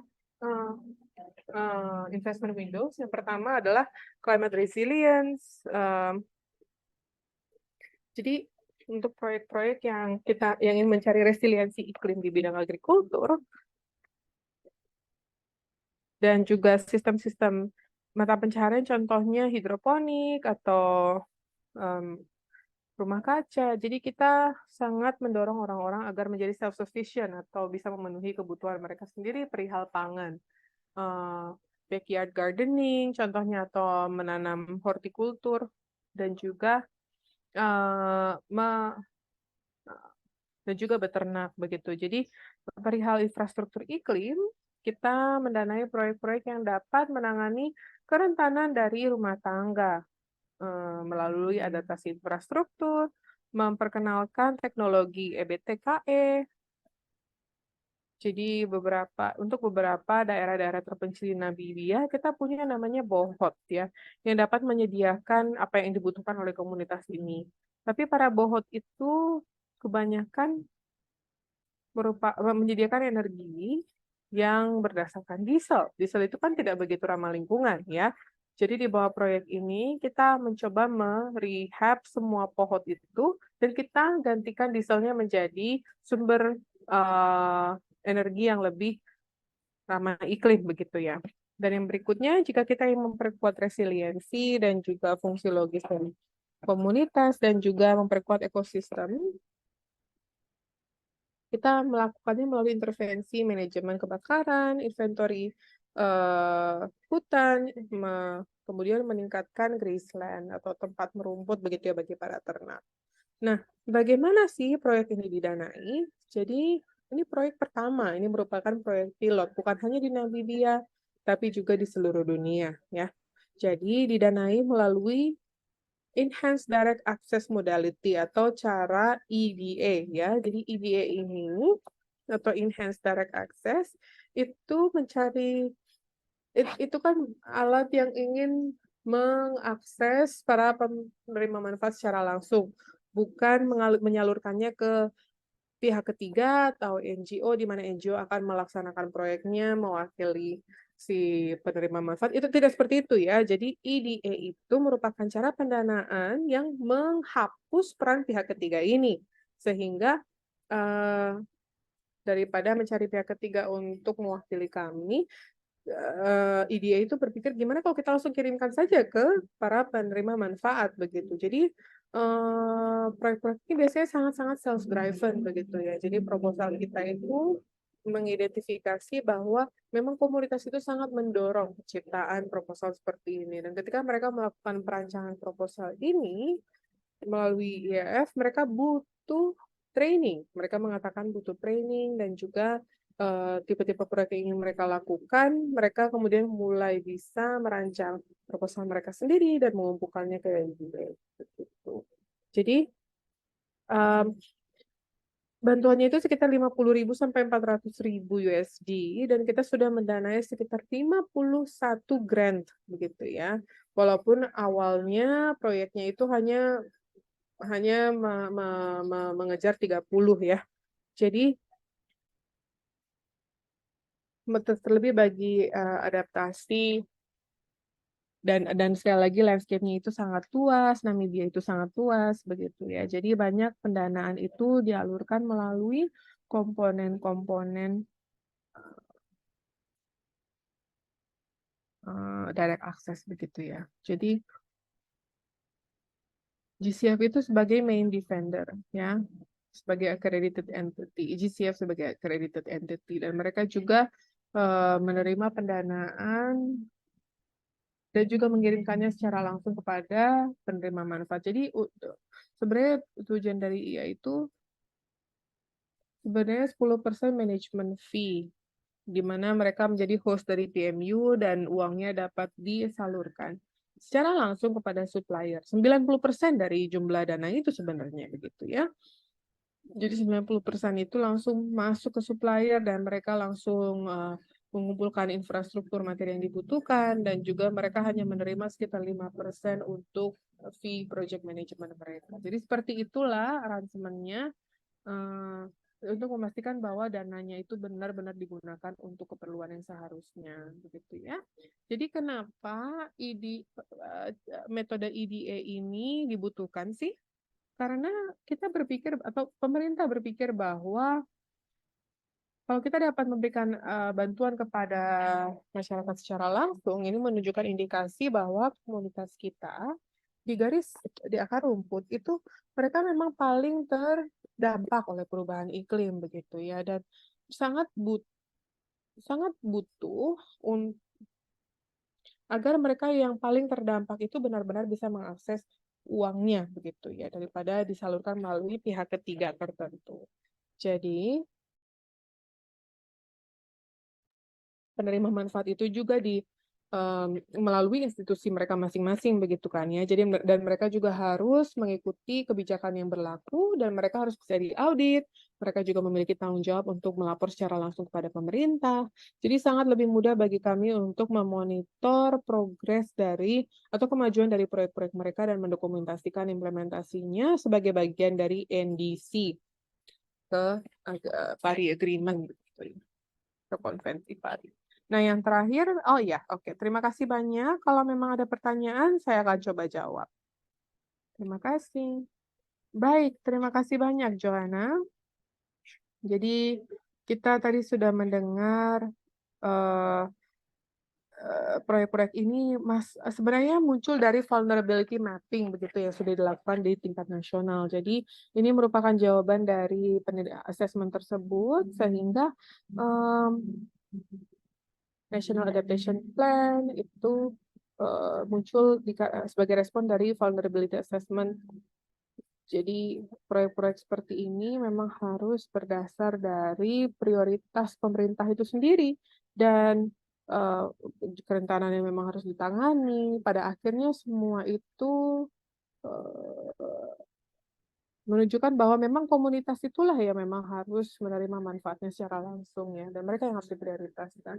Dan saya juga mendengar bahwa sekarang kita sudah semakin tahu seberapa kompleks sih menciptakan proposal dan agar proposal itu bisa di-approve begitu ya. Jadi memang proses yang cukup kompleks dan tidak mudah sama sekali bagi organisasi komunitas untuk memiliki kapasitas merancang proposal seperti ini. Dan bagaimana contohnya di contoh Kenya gitu ya, di mana mereka memiliki proses pendanaan di level county dan di kasus EIF menjadi melaksanakan peran intermediary ini atau jembatan dari lembaga pemerintahan ke komunitas dan itu juga membantu dana mengalir dengan lebih lancar. Tapi sekali lagi memang ini proses yang sangat kompleks, bisa butuh bertahun-tahun sebenarnya ya, bisa sampai 3 tahun agar sebuah proyek itu bisa di-approve oleh GCF. Dan tadi juga ada Enhanced Direct Access Modality ya, atau metode Enhanced Direct Access atau EDA. Jadi metode ini sebenarnya ingin memberdayakan organisasi akar rumput ya, organisasi komunitas untuk merancang proposal mereka sendiri yang dapat merefleksikan kebutuhan dan kemauan mereka. Jadi metode EDA itu ingin memberikan mereka kapasitas dan juga memberikan sumber daya untuk pelatihan dan mereka dapat mengembangkan proyek yang dapat sesuai dengan prioritas negara juga. Baik, jadi luar biasa wawasan yang sudah diberikan, dan saya rasa kita akan terus-menerus merujuk kepada pengetahuan-pengetahuan ini. Kalau memang ada pertanyaan atau respon terhadap presentasi para pemateri barusan, misalkan tentang tantangan-tantangan yang sudah dihadapi oleh kedua contoh praktis ini, begitu ya, nanti bisa kita bahas secara lebih langsung. Saya juga melihat ada beberapa perwakilan dari penerima manfaat di sini, jadi jika Anda ingin melontarkan komentar, merespon, atau bertanya, silahkan lakukan kapan saja. Inilah waktu dan tempatnya, begitu. Tapi untuk membuat clear saja, begitu ya, kita hanya punya sekitar 10 menit. Kalau memang ada pertanyaan yang masih belum terjawab di Q&A box atau masih ada follow up, silahkan angkat tangan, raise hand, begitu ya. Dan kita akan coba bahas secara langsung. Kalau Anda ingin bertanya secara langsung, silahkan begitu ya. Jika ada yang ingin diklarifikasi lebih lanjut atau hal-hal semacamnya. Silakan, Bapak Ibu. Silakan jika ingin ada yang bertanya atau merespon atau memberikan tanggapan. Silakan, Precious. Oh, baik. pertanyaan saya ingin ditanyakan kepada Mia Muna, di mana beliau sudah menjelaskan tentang struktur ekonomi ya. Jadi beliau tadi mengatakan tentang oversight structure. Bagaimana kita memastikan bahwa oversight structure itu benar-benar mendukung pengambilan keputusan di level lokal, gitu. Baik, Maimuna silakan.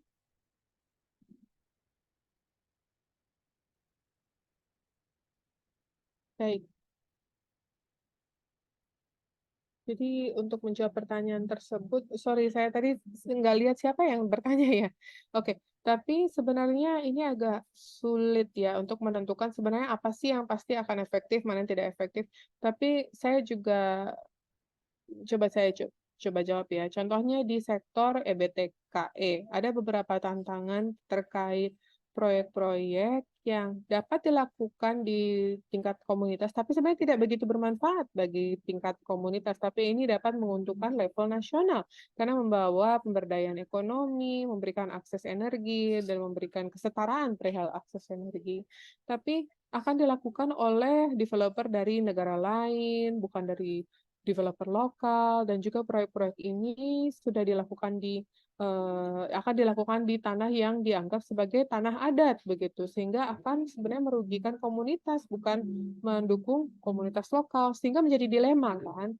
Jadi kalau yang akan saya lakukan adalah saya akan mengubah framework regulatori atau framework peraturan terkait proyek ini, sehingga kalau memang proses-prosesnya tetap harus dijalankan, pada akhirnya kita harus bicara kepada komunitas dan pastikan bahwa semua langkah kita itu di-approve oleh komunitas.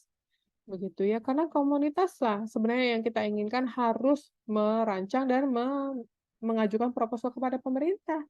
Jadi komunitas ini harus benar-benar menunjukkan apa sih yang mereka inginkan dan butuhkan begitu ya. Sekarang ada banyak sekali perubahan. Di kasus-kasus yang tadi diberitahukan, komunitas-komunitas itu sangatlah berdaya begitu ya. Dan ini bukan terjadi dalam satu malam. Jadi bagaimana para komunitas itu memegang kendali, memegang setirnya begitu. Walaupun nanti ada pasal tentang revenue sharing dan lain-lain, tapi semua komunitas itu harus sangat paham terhadap klausul-klausul tersebut. Contohnya, di masa lalu revenue sharing itu disebutkan, komunitas sekarang tidak tahu seberapa banyak sih yang memang menjadi hak mereka. Tapi kalau kita sudah memiliki peraturan perundangan yang jelas perihal proses seperti ini, kita dapat mendorong komunitas ke kursi setir pemimpin sehingga mereka bisa paham sejauh apa mereka akan terlibat dalam proyek dan juga seperti apa mereka akan maju ke depan dan bagaimana mereka dapat melaksanakan aspek-aspek teknis dari proyek ini. Jadi banyak sekali negara-negara yang tidak memiliki pengalaman bagus dengan proyek-proyek seperti ini. Tapi kalau kita bergerak dengan pikiran dasar bahwa semua informasi harus available bagi semua pemangku kepentingan, maka contohnya ya, saya adalah seorang perempuan tinggal di Kenya Utara. Saya tidak, saya nggak punya smartphone, saya cuma punya dark phone begitu atau HP yang jadul. Nah, bagaimana saya bisa mengakses internet? Bagaimana kita bisa pastikan sebagai pelaksana proyek bahwa informasi itu memang dibagi secara merata ke semua anggota komunitas. Jadi ini adalah aspek-aspek yang saya rasa kita harus pikirkan bersama begitu ya. Tentu tergantung kepada negara dan konteksnya, tapi sekali lagi itu sudah merefleksikan prinsip saya. Baik, baik. Jadi poin Anda tadi ya, Maimuna, tentang aksesibilitas dan juga pembagian informasi dengan setara. Saya rasa itu respon yang sangat luar biasa. Apakah ada lagi yang ditanyakan, Celine? Baik, baik. Jadi saya tadi sudah bertanya sih sebenarnya. Silahkan kalau memang ada lagi yang ingin bertanya. Oh baik, saya bisa ya bertanyanya. Pertama saya ingin memberikan komentar, baik Kennedy dan aduh, tadi siapa sih Maimuna ya? Ah, ya, Collins, Maimuna, dan Kennedy. Terima kasih. Em, saya rasa Anda sudah mengatakan poin-poin yang sangat penting ya. Bukan hanya tentang pendanaan, tapi bagaimana kita dapat meruntuhkan dinding-dinding sehingga pengambilan keputusan terhadap pendanaan itu dapat saling bergandengan tangan antara komunitas dan negara. Kita tidak bisa negara dan komunitas itu duduk di level yang berbeda dan kita mengklaim bahwa oh komunitas yang mengambil setirnya begitu ya. Tapi memang mereka harus duduk di tempat yang sama agar solusi yang dilaksanakan itu dapat baik bagi pemerintah dan komunitas ya. Terutama ketika kita banyak bernegosiasi dengan pemerintah, contohnya tentang perumahan, penggusuran, kemudian jadi terkadang topik iklim itu menjadi sebuah topik momok begitu ya. Tapi kita menurut saya sangat penting untuk kita membuka ruang-ruang diskusi yang lebih terbuka lagi perihal hal ini ya. Nah, selama 3 tahun belakangan ketika saya terus-menerus berdiskusi tentang pendanaan iklim, saya bertanya kenapa sih sekarang kita, eee terus-menerus memberikan uang kepada South dan ada semacam inersia begitu ya, kayak harapan bahwa akan ada timbal balik begitu ya. Apakah tidak ada itu bisa menjadi salah satu metode begitu ya, tapi ada juga cara-cara lain karena kita sudah bereksperimen dengan pendekatan yang berbeda-beda dan, eee sebenarnya kenapa sih pemerintah kita itu terus-menerus bebas dari kesalahan, contohnya polusi yang terjadi sekarang. Itu semua terjadi di Global South itu sama dengan Global North, bahkan di Global North itu saya rasa keadaan semakin membaik, tapi di Global South itu polusi terus-menerus terjadi, contohnya untuk negara-negara besar seperti India dan China. Jadi bagaimana agar pemerintah itu bisa akuntabel terhadap hal-hal tersebut? Apakah kita akan terus-menerus menunggu uang dari Global North?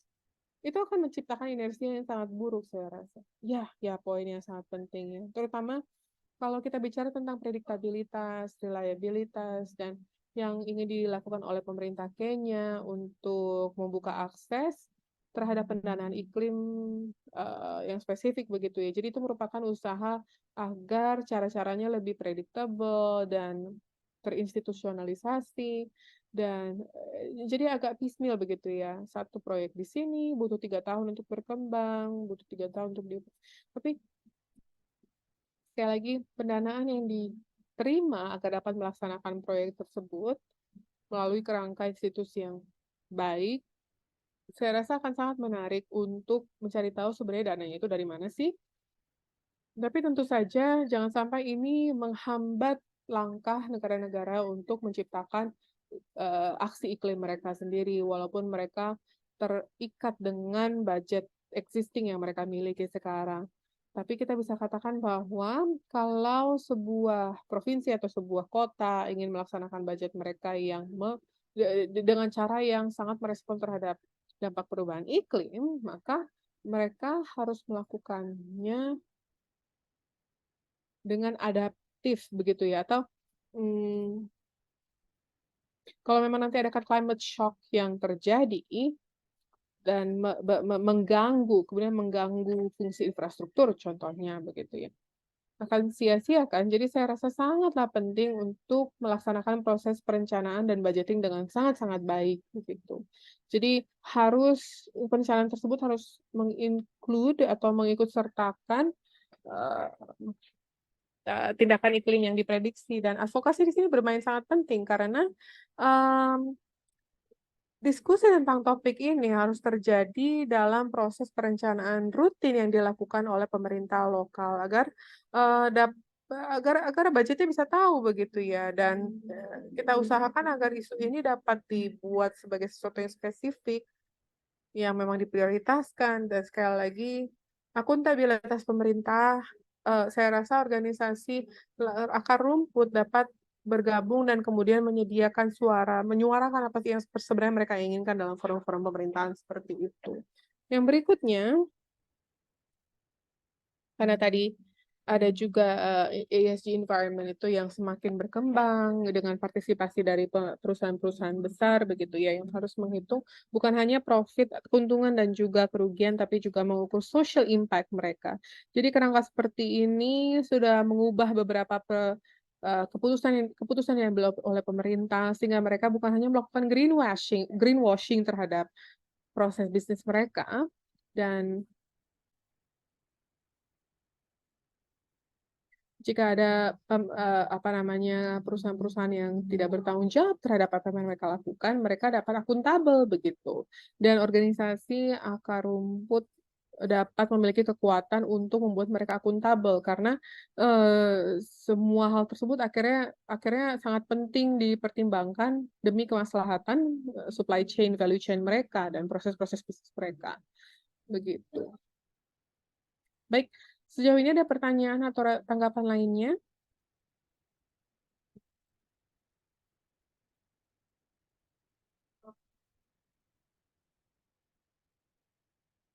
Baik, jadi saya rasa memang kita juga sudah mencapai akhir waktu kita.